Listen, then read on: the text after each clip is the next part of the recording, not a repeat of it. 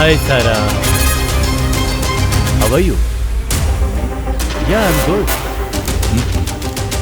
Yeah, that's good. Can we make 8 p.m. today? Shit!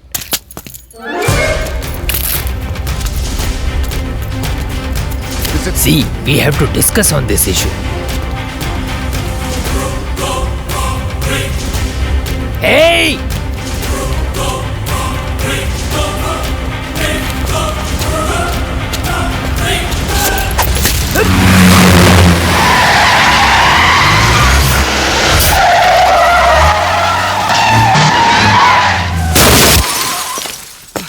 Thank God.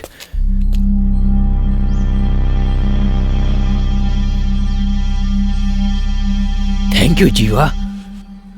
Kartik, तू ठीक था पढ़ा ना? हम ठीक हैं डैड। जीवा, तू पहला स्कूल के बचैला और अब हमार बेटा के भी बचैला। हमरा तारा पे बड़ा गर्व बा। अरे यार, का सोचले रहनी का हो गई। Thank you. पूरा स्कूल के तारा पे गर्व बा। तू हमनी के स्कूल के बेस्ट स्टूडेंट हुआ। अरे यार, ई का हो गई। हम जौन करे जाता नहीं ओकर उल्टा काहे होला।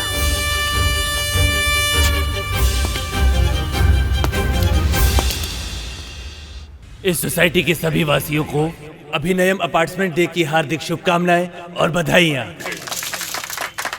मुझे ये बताते हुए बहुत खुशी हो रही है कि अभिनयम अपार्टमेंट को आज 10 साल पूरे हो चुके हैं। हर साल की तरह हमने इस बार भी प्रतियोगिता रखी है, जिसमें हमारी सोसाइटी के बच्चे अपना हुनर दिखाकर और आगे बढ़ेंगे और हमारी सोसाइटी का नाम रोशन करेंगे। तो इसलिए बच्चों, आओ आओ, कंपटीशन में भाग लो और मजे करो, एंजॉय करो। एंजॉय करो, खुश रहो।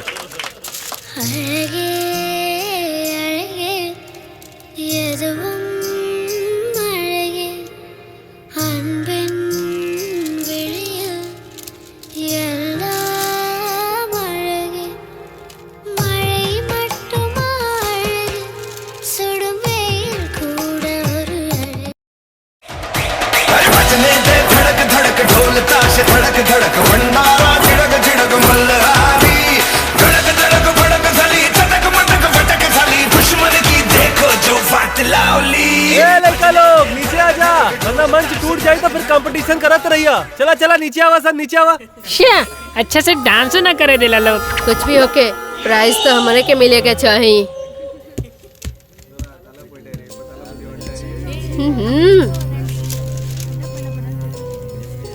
ए जीवा, डरिया मत, डरा मत। अरे डरिया मत जीवा, शुरू हो जा।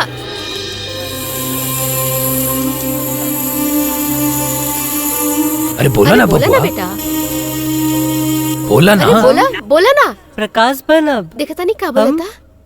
चलल सिखाइब, हम आगे बढ़े के रास्ता दिखाइब। आवे वाली हर समस्या के हम निदान बनब। ये हमार प्रण है। सुपर सुपर, का बोले बा हमार लइका। अपन जीवन में ताकि जौन कुछ भी बने के हा बना, मगर अपन माई बाबूजी के संस्कार कबो ना भूली हा। काहे कि उन्हीं के चरण में स्वर्ग बा। उनके आशीर्वाद से दिन दुगनी रात चौगनी तरक्की हुई। ऐसन का बड़ा बोल देला सी। अबे तहार मालिक हमार हाथ बांध के मरले ताकि का लगेला। तहार संग इतना लोग बाड़े और ऊपर से हमार हाथ बंधल बात फिर भी डरत हवा। यही में समझ जा कि तहार औकात का है। You know what I think? That is the cause of. You know what I think? This is the cause of. काहे इंग्लिश रहते फट गई। इंग्लिश बोलने में प्रॉब्लम हो रहा बा। आजा आजा बेटा, नीचे जा, तार से जीवा होगी। एक बार कोशिश तो करा। जैसन कब ना बोल पाई बा।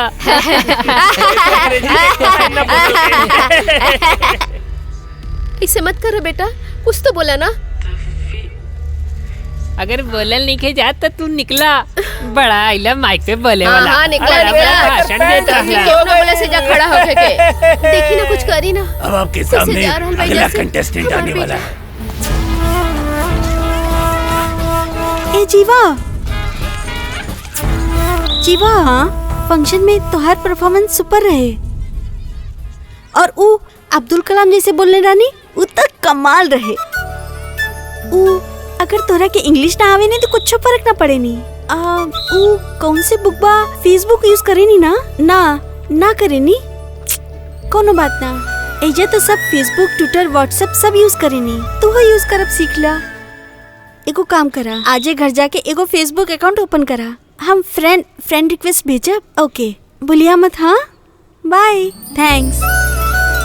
ओके, बाय। हाँ, बाय बाय।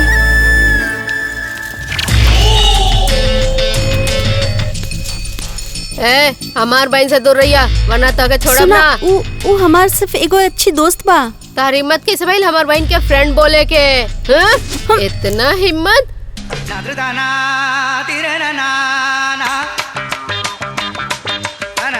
जीवा हमनी के दोस्त बा, आज के बाद ओकर ऊपर हाथ उठाए के कोशिश भी मत करिहा। ए बागजन के मुंह तोड़ दी।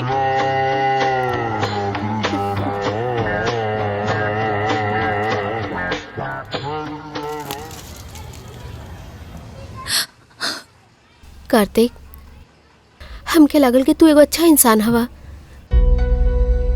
लेकिन हम ऐसन कबो ना सोचले रहनी कि तू हमरा साथ ऐसन कुछ करबा। हे भगवान, हमके जाय दे कार्तिक। What a joke.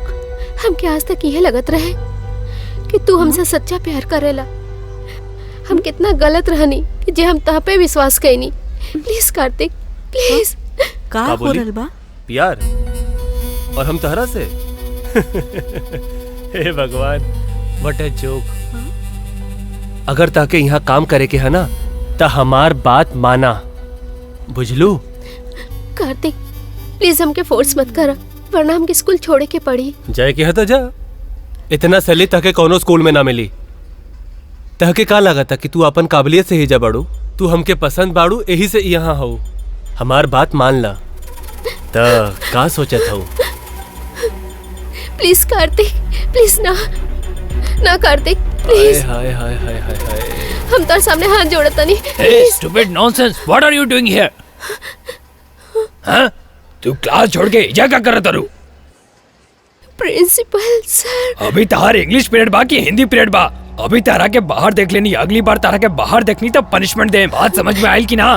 ध्यान रखिया, हमारे स्कूल में डिसिप्लिन फॉलो होके की चाहिए, समझ में आयल? तू का देखा तारू? चुपचाप क्लास में जा। चला, हम तारे से बात करता नहीं। हम कहानी ना कि क्लास में जा। हम? हाँ, हम तारे से बात करता नहीं।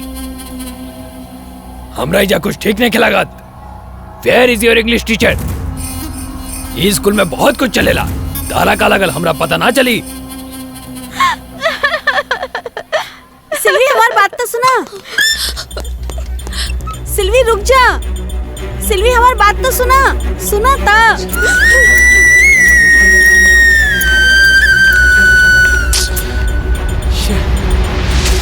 रुक जा सिल्वी, हमारी बात तो सुना। हम ऐसा काहे बोलनी, ये समझावे के मौका तो ऐसे हमरे से बात काहे कहनी, बतावा ना। अब का बताई? तू हमरा के काहे डांटेला, बतावा। हम तोहरा के कैसे समझाई? जब तू ऐजा कॉरिडोर में प्रिंसिपल सर की आवाज में हमरा के डांटेला, तब हमरा के पता चलल कि तू कितना फ्रॉड बा। ना सिल्वी, ऐसन बात ना बा जे तू समझत आरू। आज के बाद तू हमरा कोनो फ्रेंड ना बा। Silvi,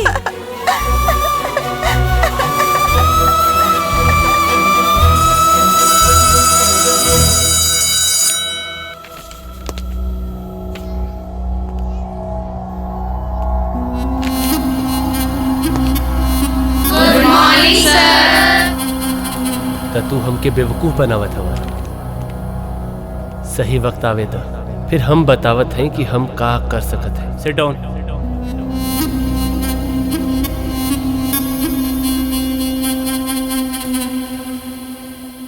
Midterm exam are going to be start. I'm writing timetable on the board. Exam बा? हम कैसे लिख पाए?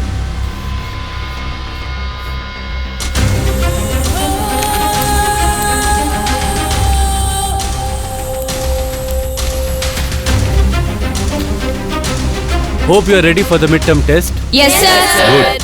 I'm expecting good result from your side. Okay? Yes, sir. Exam में अगर केहू फेल भइल त बहुत खतरनाक पनिशमेंट मिली, बुझाइल?